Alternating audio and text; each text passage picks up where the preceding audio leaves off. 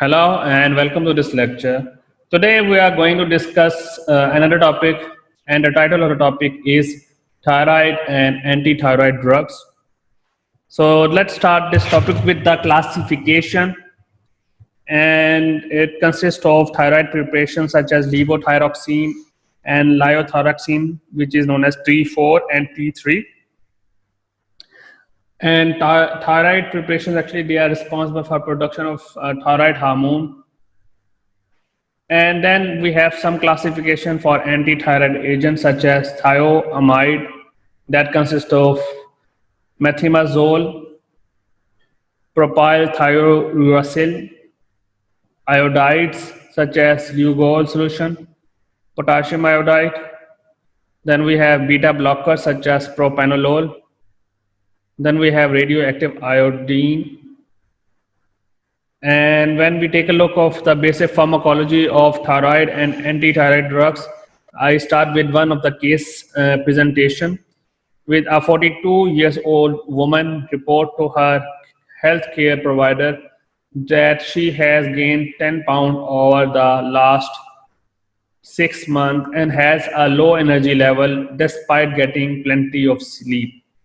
She has also had more trouble than usual with constipation and dry skin, and she has wanted to keep her home warmer than other members of the family required.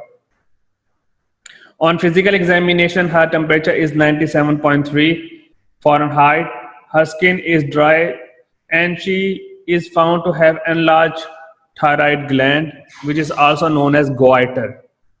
The laboratory test has ordered and showed that her thyroid stimulating hormone TSH level is 20 microunits per liter, which usually the normal level which is required is zero point 0.4 to 5.5 microunits per liter. Her free tetraiodothyroxine level, which is 3,4, is zero point 0.6 nanogram per deciliter. The usual is zero point 0.8 to 2.7 nanogram per deciliter. And her thyroperoxidase antibodies level is 150. She is started on a low dose of levothyroxine and instructed to have TSH level obtained in 6 weeks.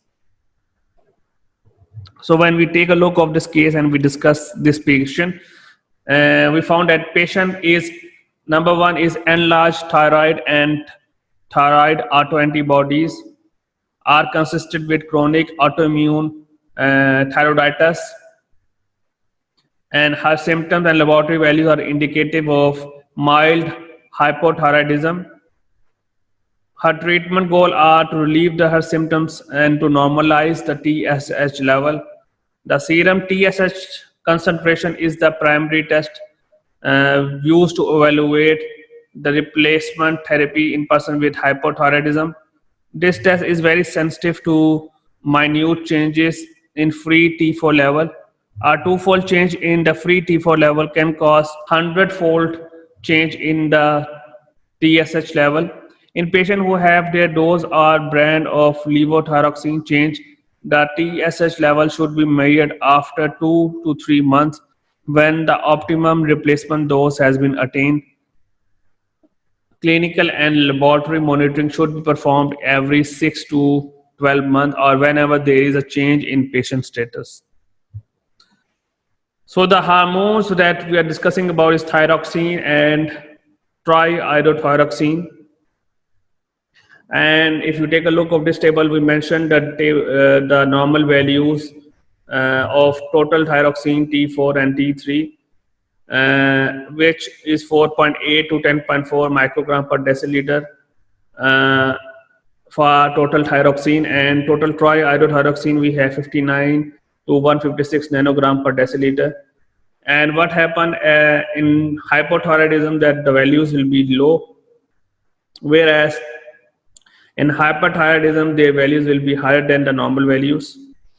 And then we also have some more values like how many free T4 or free T3 available, because these T4 and T3 that we mentioned on the above are bound form, but we also have free form level, and then you can see the normal values, and they are also the same, that low concentration of free level also result in hypothyroidism, whereas high level could result in hyperthyroidism.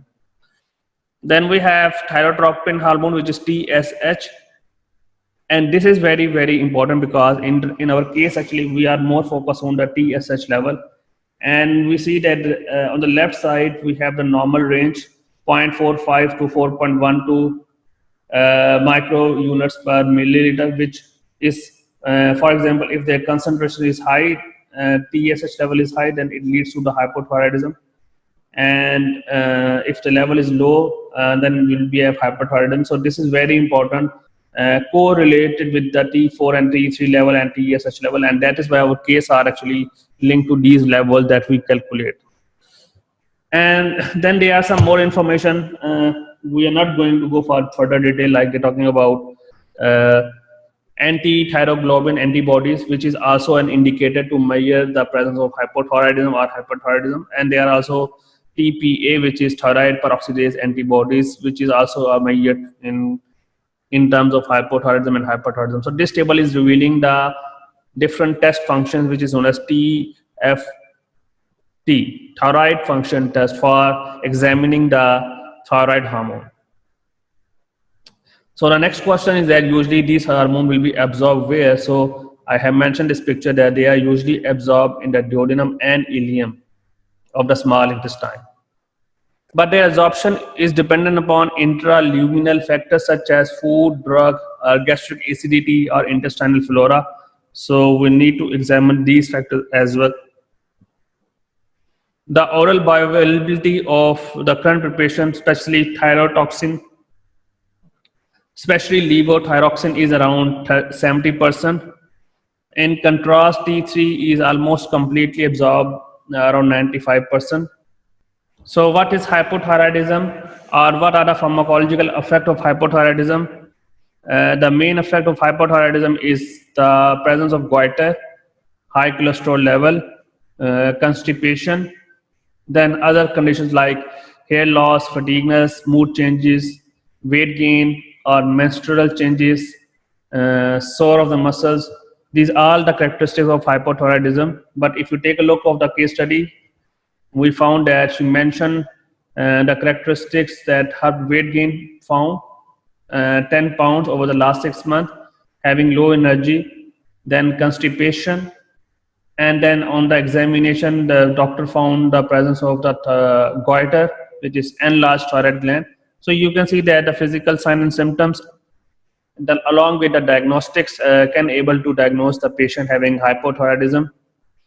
For hyperthyroidism, the effects will be like the abnormal heart rhythm, increase of the appetite, loss of the libido, enlarged liver, nausea, vomiting, hand tremor, and their eyes will be bulging outward. When we talk about the mechanism of action, the mechanism of action is very simple. So the first thing is that the formation of T4 level that goes inside to the cell through the receptors, and then when it goes inside, it bind with T3. So there is a you can say the mutual relationship between T4 and T3. The T4 that is present in the body, when it goes inside to the cell, it is responsible for making T3, and then when T3 is produced, they are responsible to bind with the receptors and initiating transcription process. And then with this transcription process is responsible for the translation, and protein synthesis will be there. So the transcription along with the cofactors is responsible for producing mRNA, and the protein synthesis will be started. So that's how the mechanism will be worked. This is another picture of discussing the same thing, like T4 in the presence of 5-iodinase converted into T3, and that T3 bind with the nuclear receptor and initiate transcription of the DNA. That transcription then initiate translation process, and then synthesis of the new protein will be occurred. So this is very simple common mechanism action. The preparation that has been available commonly is Levothyroxine and liothyronine and Liotrix, they are all animal origin. Why we are using synthetic levothyroxine? Why we are not taking natural? Because the shelf life of these products are usually 2 years, and usually they are decomposed by the presence of light, so they are more preferable because of having longer shelf life. Then we have anti-thyroid agents, such as we have thioamide, and the name of the drug inside is methimazole, that will be completely absorbed in the body, having half-life 6 hours. And because they are anti-thyroids, yeah, so their function is to prevent the hormone synthesis. Then we have another drug which is propyl thiouracil, having bioavailability of 50 to 80%, excreted by kidney, having half-life is 1.5 hours. So they are short-acting drugs as compared to methimazole. Both are drugs like methimazole and propyl thiouracil are crossing the placenta barrier, and they are responsible for prevention of hormone synthesis, but they are having some adverse effects like severe hepatitis and agranulocytosis. So how these drugs work? The process is very simple. And what happening actually, that we know that iodine is always linked to tyrosine, which is an amino acid on the thyroglobulin molecule.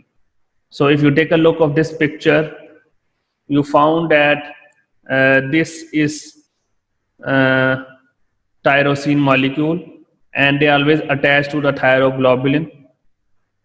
And then when you see that what happened in the presence of thyroid peroxidase, you can take a look of that the iodine molecules, they bind with this tyrosine molecule, and you see that over there, and they form the complex with to form the diiodotyrosine. So what happening actually, that the tyrosine molecule that is attached to the thyroglobulin, in the presence of iodine under thyroid peroxidase, they change the structure to monoiodothyroxine. Because why we mentioned mono? Because mono mean one, single unit. So the attachment with only one iodine to the tyrosine here, that is why we mentioned here the monoiodotyrosine. Or it the tyrosine while bind with two iodine molecule, that is why we mentioned di. So remember this word mono for single unit, whereas di is for two units. And what actually is doing that, that iodine in the presence of thyroid peroxidase, they are converting to monoiodothyroxine or diiodothyroxine. Monoiodotyrosine or diiodotyrosine. The drug that is available is methimazole. Then we have propyl thiouracil, which is used for the treatment of hyperthyroidism, and a dose for adult is around 150 to 450 milligram daily in divided doses. In several cases, it can be given up to 1200 milligram daily. And the maintenance dose usually for euthyroid patient is about 50 to 150 milligram daily, and treatment could be continued for 1 to 2 years. But please maintain the dose in case of the renal impairment, and for renal impairment we need to see the creatinine clearance. But the drug is contraindicated in pregnancy, hypersensitivity and lactation, so special precautions must be there. Let's discuss the clinical pharmacology of thyroid and antithyroid drugs. Dwarfism and mental retardation are the common example in hypothyroidism. And the management for hypothyroidism in infants and children, in adults will be different. The average dose for infant for 1 to 6 months of age is 10 to 15 microgram per kg per day, whereas the average dose for an adult will be 1.7 microgram per kg per day. So why we giving high dose to infant? Because during developmental stage they need more level of drug, more T4. So that is why we need infant for more than 10 to 15 microgram per kg per day. But For adult, the dose will be low, 1.7 microgram per kg per day. Usually administered on an empty stomach 60 minutes before the meal, 4 hours after the meal, or at bedtime. If a patient having cardiac issues, especially for angina pectoris or cardiac arrhythmia, then it is essential to stop or reduce the thyroxine level immediately. So we mentioned here that special problems in the management of hypothyroidism. Number one is the myxedemia or coronary artery disease. And then we have myxedemia coma, or we have hypothyroidism in pregnancy or drug induced. When we talk about these one by one, we found that patient need to have special attention if they are having coronary artery disease, or if the woman is pregnant.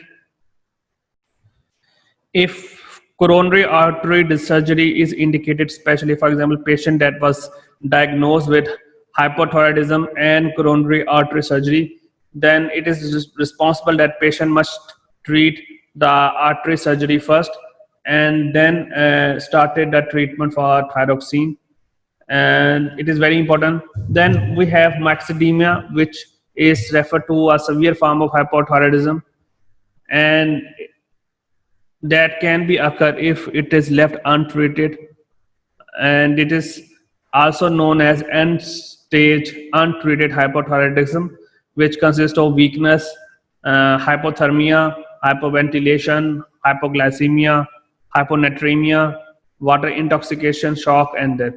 During pregnancy, special precautions must be in mind to give thyroxine.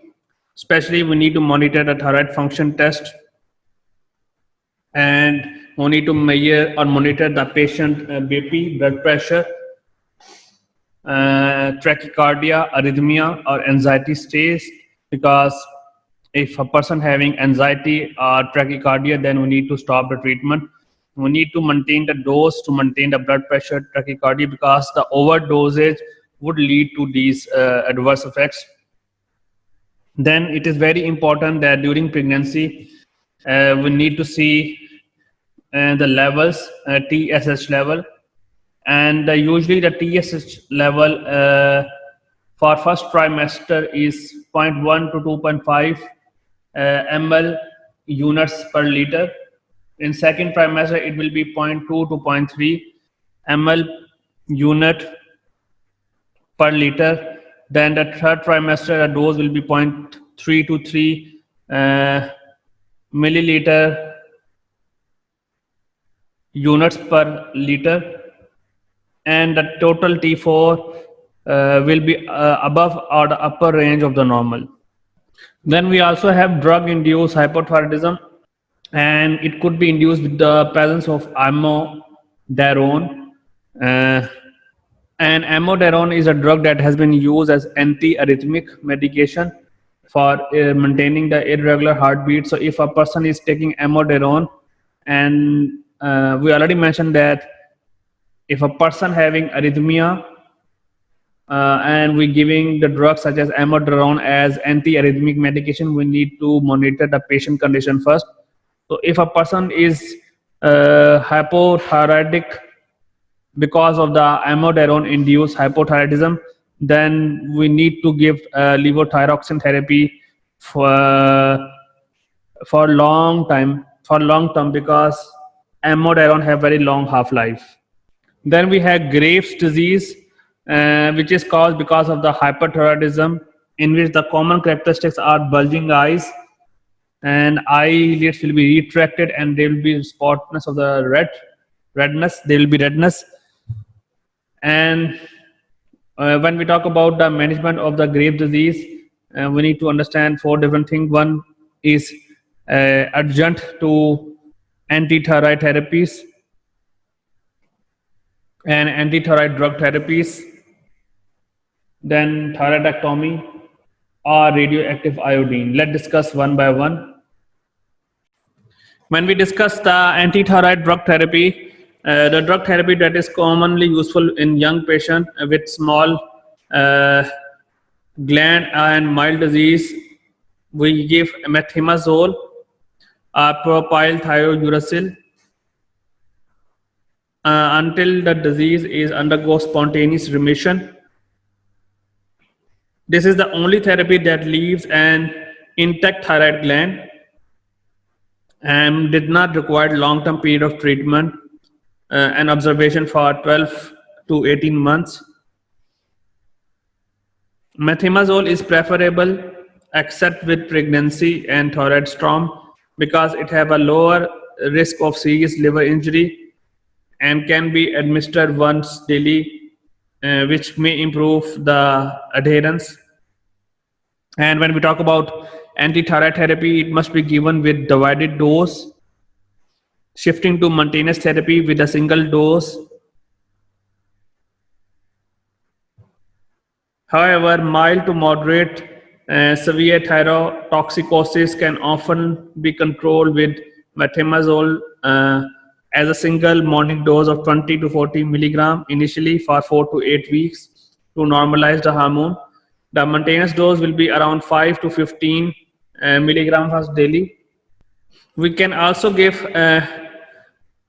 propylthiouracil as an alternative, which around 100 to 150 milligram every 6 to 8 hours until the patient is euthyroid, following a gradual reduction of dose to the maintenance level of 50 to 150 milligram once daily.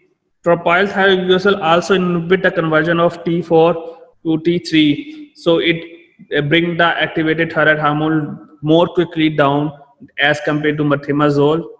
But we need to maintain the level of free T3 or free T4 and TSH level during the given of the therapy. The adverse effect that could be possible with anti-thyroid drug therapy will be a minor rash that can be controlled with antihistaminic therapy, or agranulocytosis, which be accompanied with the sore throat or high fever. And if in this case the side effects, the drug must be stopped and given the medical attention. Then the second thing is that thyroidectomy, which is uh, in case patient for very large gland or multinodular goiters, and patient are treated with anti-thyroid drugs until euthyroid for 6 weeks. In addition, for 10 to 14 days prior to surgery, they receive saturated solution of potassium iodide, 5 drops twice daily to diminish the vascularity of the gland and simplify the surgery. Then the third one is the radioactive iodine, and we're giving the radioactive iodine therapy using iodine 131 for most of the patient over 21 years of age. The therapeutic dose that has been recommended is 80 to 120 microcurie per gram of estimate thyroid weight corrected for uptake. In patient with underlying heart disease, thyrotoxicosis, and in elderly patient, it is desirable to treat with anti-thyroid drugs, especially methimazole, until the patient is euthyroid. The medication is stopped for 2 to 3 days before radioactive isotope is administered so that it will not interfere with the radioactive iodide retention, but can be restarted 3 to 5 days later and gradually tapered over 4 to 6 weeks as thyroid function normalize. Then we have adjunct to anti-thyroid therapy, and we can give beta adrenoreceptor blocking agents in patient age 60 years or more, in those with the heart rate greater than 90 beats per minute, and those with have cardiovascular disease. Propranolol 20 to 40 milligram can be given orally for every 6 hours, or metoprolol 25 to 50 milligram orally for 6 to 8 hours with controlled tachycardia, hypertension, or arterial fibrillation. Beta adrenoreceptor blocking agents gradually withdrawn as the serum thyroxine level return to normal. Deltazam around 90 to 120 milligram 3 to 4 times daily can be given to control the tachycardia in patients in whom beta blockers are contraindicated, for example, with asthma. Then we have barbiturates, which can increase the T4 breakdown uh, with the help of hepatic enzyme and helpful both as sedative and to lower the T4 level. Then we have bile acid sequestran, such as cholestyramine, can rapidly lower the T4 level by increasing the fecal excretion of T4 level. So there are some alternative therapies. If a person have some cardiac complication, we can give them. So what are the learning outcomes? Today we discussed thyroid and antithyroid agents, discuss the mechanism of action of thyroid hormone, understand the mechanism of action and clinical usage of thioamides, and the clinical pharmacology of thyroid and antithyroid drugs. So thank you so much for today's lecture. Hope to see you again.